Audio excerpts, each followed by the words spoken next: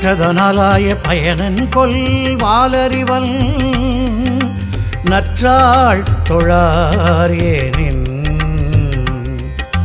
கற்றதனாலாய பயனன் கொல் வாலறிவன் நற்றாள் தொழார் ஏனின். வணக்கம் எவ்ரிபாடி. நம்ம ஆட்டிடியூட்ஸ் எல்லாம் பார்த்துட்டோம், பாசிட்டிவ் அண்ட் நெகட்டிவ் ஆட்டிடியூட்ஸ். அதுக்கப்புறம் ஒரு வேல்யூ பார்த்தோம். சரி, வேல்யூக்கும் ஆட்டிடியூட்ஸ்க்கும் என்ன டிஃபரன்ஸ், வித்தியாசம், பெரிய வித்தியாசம் என்னன்னு கேட்டீங்கன்னா, ரெண்டுமே க்ளோஸ்லி அசோசியேட்டட்.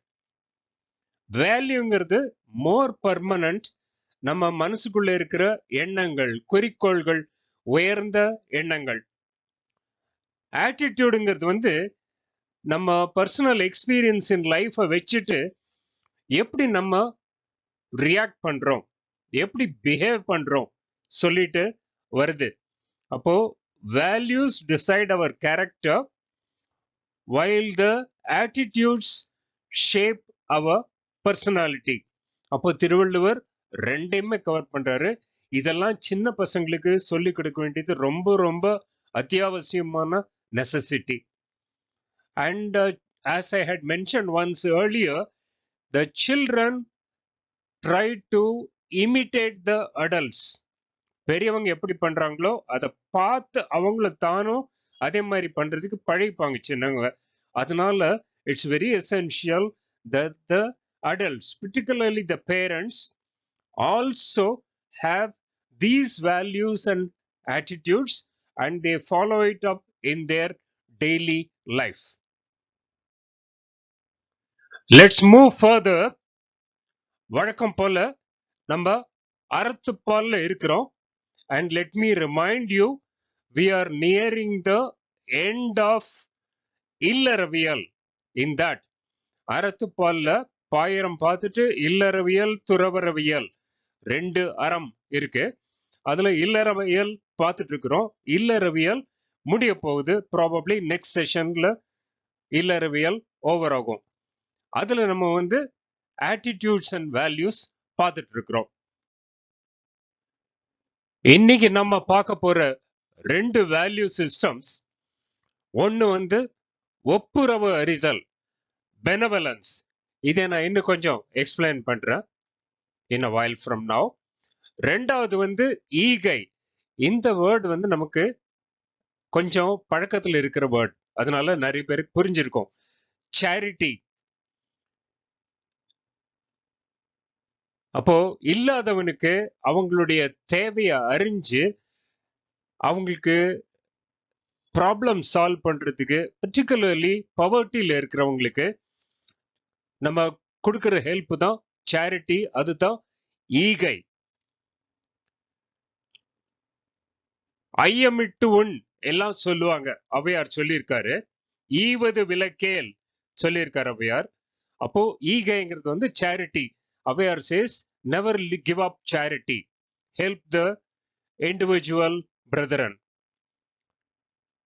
In comparison, ஒப்புரவு அறிதல்ங்கிறது கொஞ்சம், ஒப்புரவுங்கிறது கொஞ்சம் லெஸ் ஃப்ரீக்வெண்ட்லி யூஸ்ட் வேர்ட். துப்புரவு நம்ம நிறைய சொல்லுவோம். the cleanliness, hygiene, அதை பொதுவா சொல்றது துப்புரவு. பட் ஒப்புரவு இஸ் டிஃபரண்ட். ஒப்புரவுங்கிறது ஊர் கூட சேர்ந்து இருக்குது. Cooperative living, living in unison with the society. ஊருடன் ஒத்து வாழ் சொல்லுவாங்க. live along with the community, that is blend with the community, help the community, and சுருக்கமா சொல்லணும்னா social service. whereas ஈகைங்கிறது more on a philanthropy, the charity. so இது ரெண்டும் closely associated but distinct. இதை தான் நம்ம இன்னைக்கு பார்க்க போறோம். மேல போலாம். நம்ம முதல்ல எடுத்துட்டு இருக்கிற அதிகாரம் ஒப்புரவு. கொஞ்சம் முன்னால நான் சொன்ன ஒப்புரவுங்கிறது the benevolence, living with the society, for the society, with the society. அவங்களுக்கு ஹெல்ப் பண்ணிட்டு இருக்கிறது. A good soul will do what he can to the society he lives in. அப்போ அந்த கடமை புரிஞ்சுக்கிறது தான் the sense of responsibility, புரிஞ்சுக்கிறது தான் ஒப்புரவு அறிதல். அப்போ திருவள்ளுவர் என்ன சொல்றாரு, நம்ம கடமையா செய்யும் போது என்ன எதிர்பார்த்து பண்ணுவோம். அதாவது when we do as a duty to a society, what do we expect in return? It's a very nice way of Thiruvallur saying with an example. Let's have a look at it. கைமாறு வேண்டா கடப்பாடு மாறி மாட்டு எந்நாற்றும் கொல்லோ உலகு. குறள் எண் 211. அதிகாரம் 22. எங்கூட சேர்ந்து சொல்லுங்க. கைமாறு வேண்டா கடப்பாடு மாறி மாட்டு எந்நாற்றும் கொல்லோ உலகு. சோ திருவள்ளுவர் நம்ம ஒருத்தருக்கு செய்யற, சொசைட்டிக்கு செய்யற கடமை, the obligation which we exercise to the society we live in, what is the reciprocal we should expect from there? He says it is to be done as a sense of duty, not with the benefit in mind. அது எந்த மாதிரி? மழை நமக்கு வருது, முதலே பார்த்துட்டோம். மழை இல்லைன்னா வாழ்வும் கிடையாது, மழை இல்லைன்னா தர்மமும் கிடையாது, எல்லாம் போயிடும். அப்போ மழை ரொம்ப முக்கியம். அந்த மழை நமக்கு பண்ற உபகாரத்துக்காக, the help that the rains are doing, the great benefit that they bring, what is it that this world can do back to the rain? மாறினா மழை, மாறி மாட்டுனா towards the rain, for the help that it is doing. எந்நாற்றும் கொல்லோ உலகு. உலகு is this world. எந்நாற்றும் கொல்லோ, what way can it reciprocate? There is no way. மழை எதிர்பார்க்கவும் இல்லை. உலக திரும்பி தனக்கு நன்றி சொல்லும், இது செய்யும் சொல்லிட்டு இல்ல. ஆனா அது செய்ய வேண்டிய கடமை அது செய்யறது. அந்த மாதிரி we should do for the society. கைமாறுனா திரும்பி நமக்கு கிடைக்கிறது, the return benefit. கைமாறு வேண்டா, வேண்டானா விரும்பாத, கடப்பாடு, the கடமை or the service or the sense of duty. When we do it, it should be without any expectations, very similar to the rains. It's such a huge benefit that the rains bring for the world. அப்போ கைமாறு வேண்டா கடப்பாடு, what we do to the society as a service, it is without a கைமாறு, without a expectation of reciprocal, without expectation of a benefit. எப்படி அது? மாறி மாட்டு எந்நாற்றும் கொல்லோ உலகு. உலகுன world.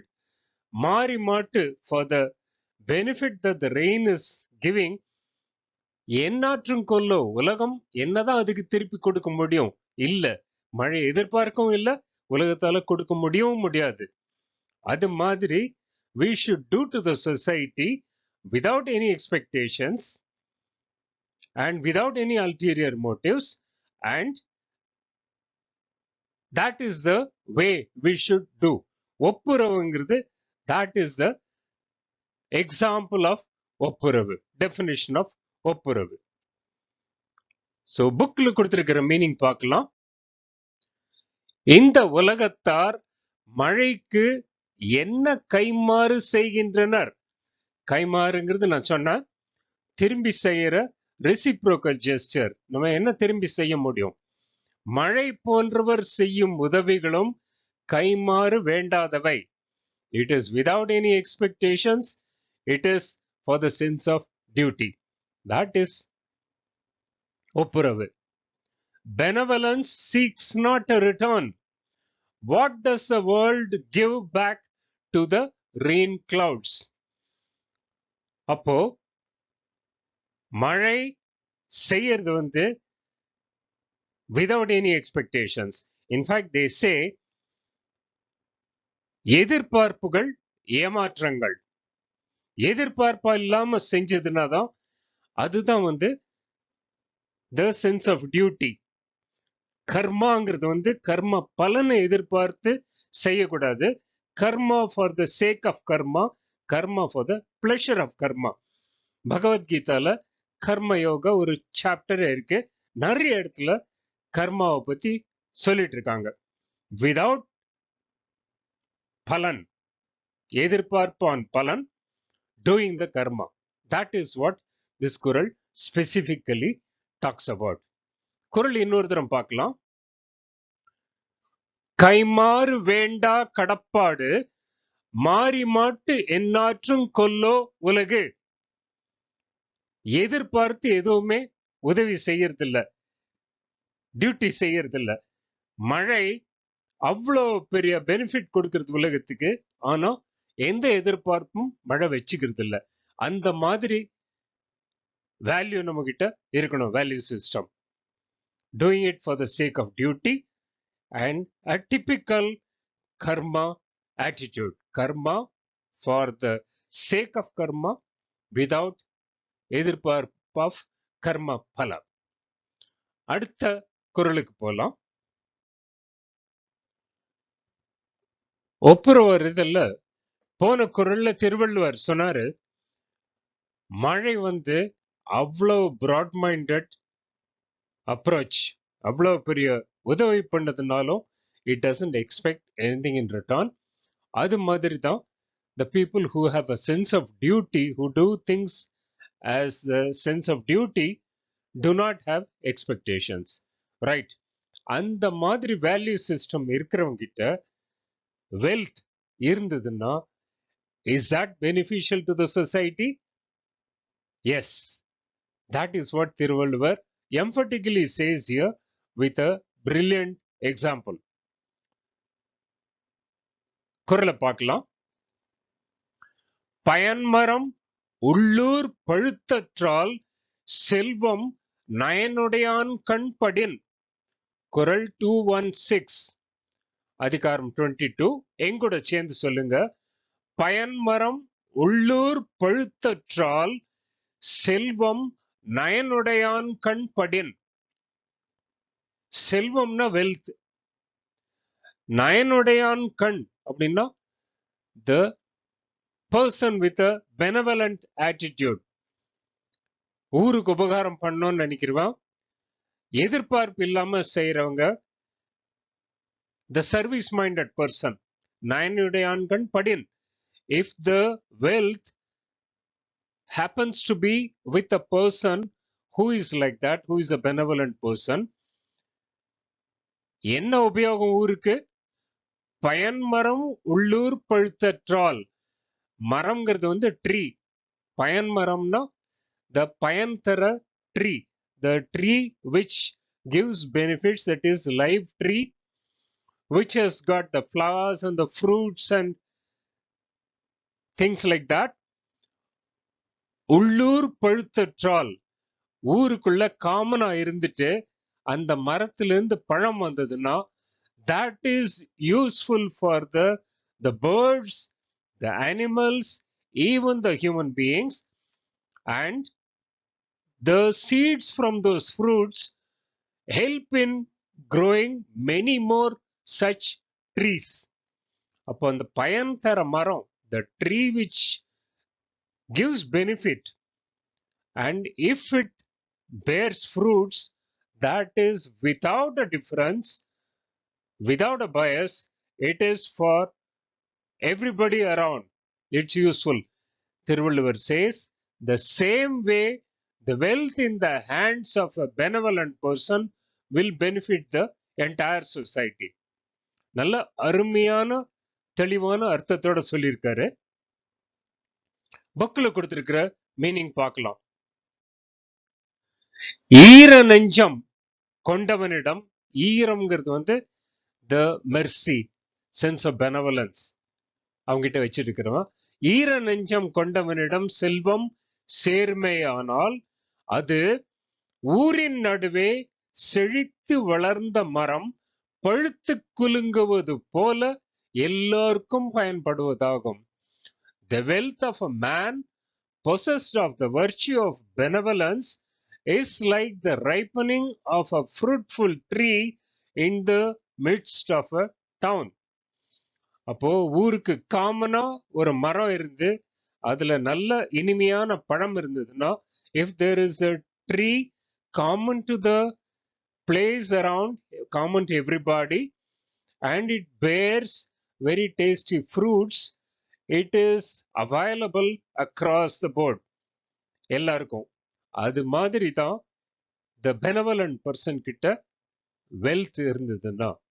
So Thiruvalluvar says the wealth should accrue with such benevolent people, or it also can imply that only those benevolent minded people, the wealth will come asking for it towards them.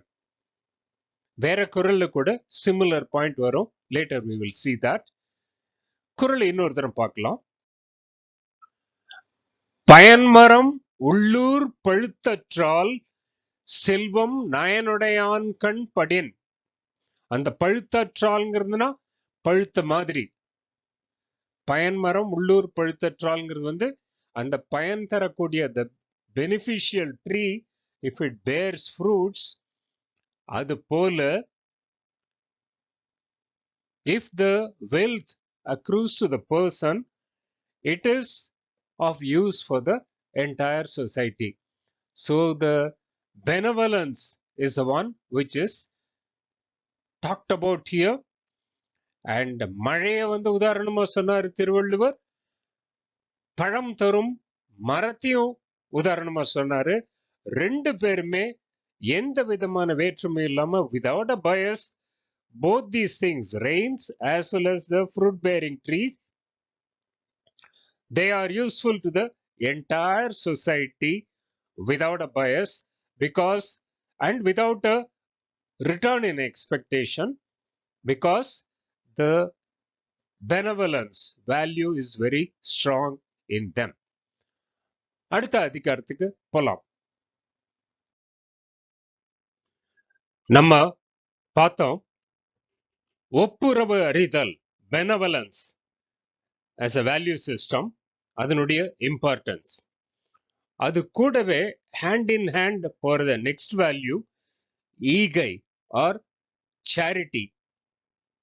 அப்போ பாரதியார் சொல்லிட்டு போனாரு, தனி மனிதனுக்கு உணவில்லையேல் ஜெகத்தினை அழித்திடுவோம். அப்போ அந்த தனி மனிதனுக்கு உணவில்லைன்னா யார் தருவாங்க? யாருக்கிட்ட இருக்குதோ அவங்க இல்லாதவங்களுக்கு கொடுக்கணும். அதை தான் சொல்லுவாங்க, இருக்கவங்க கொடுக்கணும், இல்லாதவன் எடுக்கணும். அப்போ this is the cycle that should continue. அப்போ Thiruvalluvar defines the meaning of charity. What is charity? He says very clearly with specifics. குறளை பார்க்கலாம். வரியார் கொன்று ஈவதே ஈகை, மற்றெல்லாம் குறி எதிர்ப்பை நீரது உடைத்து. குறள் எண் 221, அதிகாரம் 23. எங்கூட சேர்ந்து சொல்லுங்க. வரியார்க்கு ஒன்று ஈவதே ஈகை, மற்றெல்லாம் குறி எதிர்ப்பை நீரது உடைத்து. வரியார்னா the people in poverty, poor people. ஈவதுன்னா அந்த ஈகை கொடுக்கிறது. அப்போ poor peopleக்கு கொடுக்கிறது தான் ஈகை. The true charity is the person with giving to the person without. And Thiruvalluvar goes along further to say, மற்றெல்லாம், that is all others, குறி எதிர்ப்பை நீரது உடைத்து. Expecting something in return, a name, a reputation, a fame, ஊரெல்லாம் புகழ்ந்து பேசணும் அதுக்காகன்னு சொல்லிட்டு அந்த ஷோக்காக பண்றது. Not reaching to the needy people, but the people already have it. Photo shootகாக பண்றது. So he says, அந்த வரியார்க்கு ஒன்றியவதே ஈகை. இல்லாம இருக்கிறவங்களுக்கு இருக்கிறவங்க கொடுக்கிறது மட்டும்தான் சேரிட்டி. ஆல் அதர்ஸ் மற்றெல்லாம் குறி எதிர்ப்பை நேரதுடைத்து. It is with an ulterior motive. That is not charity. So Thiruvalluvar defines what is charity here. புக்ல கொடுத்திருக்கிற மீனிங் பார்க்கலாம். இல்லாதவர்க்கு வழங்குவதே ஈகை பண்பாகும். பண்புனா வேல்யூ. மற்றவர்களுக்கு வழங்குவது என்பது ஏதோ ஒரு ஆதாயத்தை, ஆதாயம்னா in return, benefit in return, ulterior motive, ஏதோ ஒரு ஆதாயத்தை எதிர்பார்த்து வழங்கப்படுவது ஆகும். To give to the destitute is true charity. All other gifts have the nature of what is done for a measured return. So அந்த இண்டிவிஜுவல் ஹெல்ப் பத்தி சொல்றாரு. இல்லாதவங்களுக்கு இருக்கிறவங்க கொடுக்கணும், அதுதான் ட்ரூ சேரிட்டி. மற்றதெல்லாம் பகட்டுக்காக பண்றது. That is when you give it to undeserving or non-poor or non-needy, it is more for show, not really for the charity in mind. குறளை இன்னொரு தரம் பார்க்கலாம். வரியார்க்கு ஒன்றீவதே ஈகை, மற்றெல்லாம் குறி எதிர்ப்பை நேரதுடைத்து. அப்போ giving to the poor people is the only charity. All others are with the ulterior motive. சில சமயம் நம்ம எல்லாம் பார்த்திருப்போம், அந்த போட்டோ ஷூட் எடுத்து பேப்பர்ல போடுறது இல்ல பப்ளிசிட்டி பண்றது, அதுக்காக வேண்டி செய்யறது உண்டு.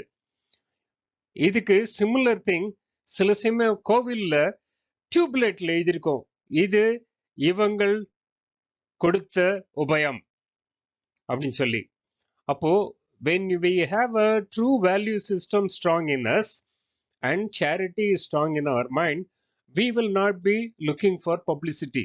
The fame will come naturally as a byproduct, but we will not be doing it for the sake of that. So தெளிவா சொல்லிட்டார் திருவள்ளுவர். அடுத்த குறளை பார்ப்போம். நம்ம போன குறள்ல பார்த்தோம், ட்ரூ சேரிட்டிங்கிறது வாழ்க்கையில இல்லாதவங்களுக்கு, the less fortunate, destitutes, அவங்கள பார்த்து கண்டுபிடிச்சு அவங்களுக்கு கொடுக்கறது தான் ட்ரூ சேரிட்டி. மற்றதெல்லாம் பப்ளிசிட்டி சொன்னாரு. இப்போ அடுத்த குறள்ல திருவள்ளுவர் சொல்ல போறாரு பசி ஆற்றலை பத்தி. அதாவது பொதுவா சொல்லுவாங்க, நம்ம கொடுக்கிற சேரிட்டியில ரொம்ப சிறந்தது, one of the noble charities one can do is help remove the hunger of somebody else. ஏன்னா food is one of the fundamental needs for the sustenance of the human life. உண்டி கொடுத்தோர் உயிர் கொடுத்தோரே சொல்லுவாங்க. The person who gives food is a person who gives life. That's what it means. அப்போ இந்த மற்றவங்களுடைய பசிய கலைக்கிறதுக்கு, the person who helps to remove the hunger of another person, what is the level of importance that Thiruvalluvar gives, அதைத்தான் இப்ப பார்க்க போறோம். இதுக்கு முன்னால ஒரு பாயிண்ட், ஒரு ரீகேப் ஆரம்பத்துல பாயிரத்துல பார்த்தோம். The four fundamental factors responsible for sustenance of dharma in the humanity: கடவுள், மழை, நீத்தார் are the ascetics, and அரண் வலியுறுத்தல். அதுல அந்த ascetics are with great powers. Thiruvalluvar puts them in the four.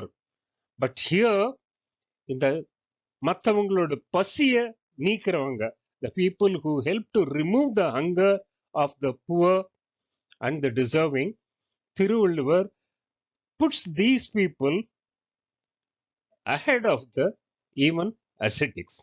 குறளை பார்க்கலாம். ஆற்றுவார் ஆற்றல் பசியாற்றல் அப்பசியை மாற்றுவார் ஆற்றலின் பெண். குறள் எண் 225. என் கூட சேர்ந்து சொல்லுங்க. ஆற்றுவார் ஆற்றல் பசியாற்றல் அப்பசியை மாற்றுவார் ஆற்றலின் பெண். ஆற்றுவார்னா those ascetics, the people who do the penance, அவங்களுடைய ஆற்றல், the skill or their power is பசியாற்றல். They can go without food for a length of time because they have got the control over their body, and hunger is not something which will disturb them. ஆனால் even those ascetics, அப்பசியை மாற்றுவார் ஆற்றலின் பின், the powers of those ascetics when compared, பசின்னா மற்றவங்களோட பசி, the poor people, suffering people ஓட hunger, அதை மாற்றுவார், the person who helps to remove the hunger, அவங்களோட ஆற்றலின் பின். ஆற்றல்ங்கிறது சொன்ன அவங்களோட power, the power of removing the hunger of a poor person stands ahead of the power of the ascetic who can control their own hunger through penance. So this is an immense glorification of the charity minded person who goes to help somebody else remove the hunger of that person. புக்ல கொடுத்திருக்கிற meaning பார்க்கலாம். பசியை பொறுத்து கொள்ளும் நோன்பை கடைபிடிப்பதை விட, நோன்பை கடைபிடிப்பதுன்னா the person who does the penance, அதைவிட பசித்திருக்கும் ஒருவருக்கு உணவளிப்பதே சிறந்ததாகும். So Thiruvalluvar puts the person who is able to control his own hunger through penance, he stands behind the person who is able to remove the hunger of another hungry person, poor person. Explanation in English: the power of those who perform penance is the power of enduring hunger. It is inferior to the power of those who remove the hunger of others. So Thiruvalluvar தெளிவா சொல்லிட்டாரு, மற்றவங்களோட பசிய போக்குறது it's even superior to controlling one's own hunger through penance. So charityயோட importance and the glory Thiruvalluvar தெளிவா சொல்லியிருக்காரு. குறள் இன்னொரு தரம் பார்க்கலாம். ஆற்றுவார் ஆற்றல் பசியாற்றல் அப்பசியை மாற்றுவார் ஆற்றலின் பெண். So even those people who can control their own hunger through penance, or even the ascetics, they are one step behind the charity minded people who can remove the hunger of a poor or a destitute. அதுதான் இதுல சொல்லியிருக்கு. இதுல ஒரு interesting aside point, இப்ப எல்லாம் ஒரு fat சொல்றாங்க டயட்டிங்குக்கு, intermittent fasting is good.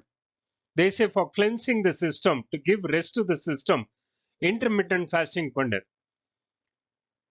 அது பணம் இருக்கிறவங்களுக்கு, நல்லா சாப்பிட முடிஞ்சவங்களுக்கு.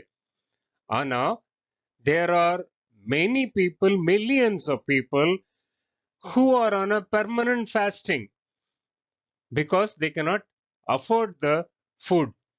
அப்போ அந்த மாதிரி இருக்கிறவங்கள பார்த்து அவங்களுக்கு ஹெல்ப் பண்ணி அந்த பசிய நிவர்த்தி பண்ணுதுன்னா, if you help them in removing their hunger, that is in Thiruvalluvar's opinion very very high. So நம்ம இன்னைக்கு ரெண்டு அதிகாரம் பார்த்தோம். ஒப்புரவு ஆர் த பெனவலன்ஸ் அண்ட் ஈகை ஆர் சேரிட்டி.